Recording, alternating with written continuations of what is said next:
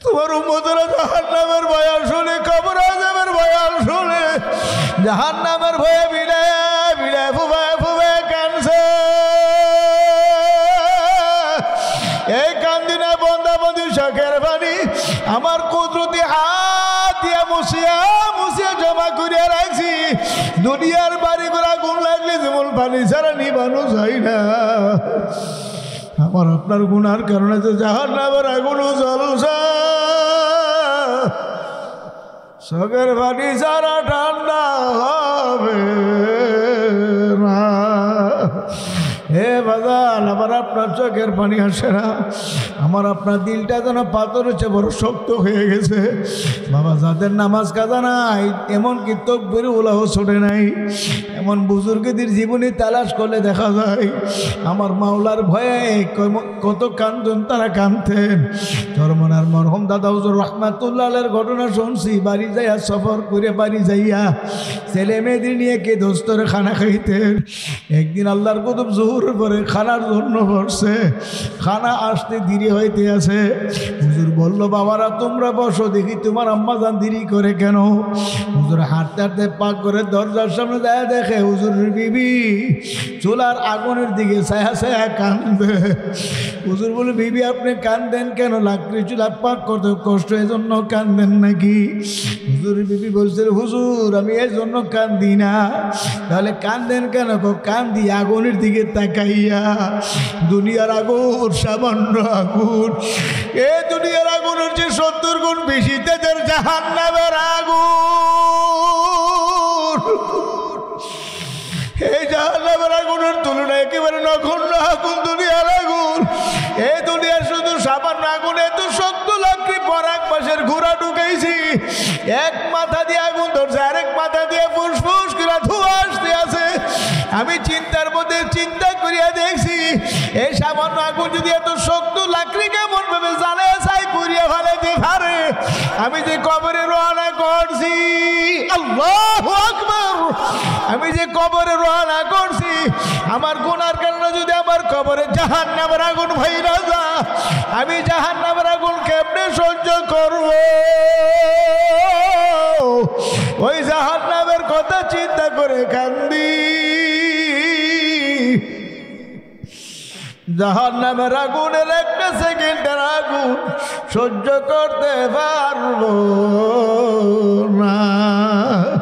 এমনি আল্লাহর কুতুব একটা চিৎকার দিয়ে দূর দিয়া বিবির গলায় ধরিয়া কান্দে, আর বিবিও কান্দে, ওরে আমার মাওলা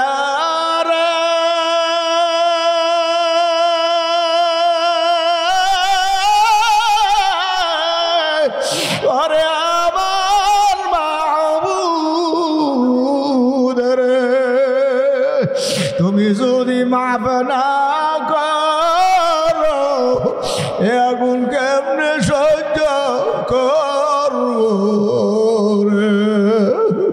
সৈয়দ ফজলুল করিম রহমাতুল্লাহ বলে, ব্যাপার কি বাবা জানো কেন আসে না? হুজুর হাঁটতে বা করে দরজার সামনে যাইয়ে দেখে বাবা জান মার গলা ধরিয়া কান্দে, মা বাবা জানের গলা ধরিয়া কান্দে, আর বলে, ওরে আমার মাওলা রে,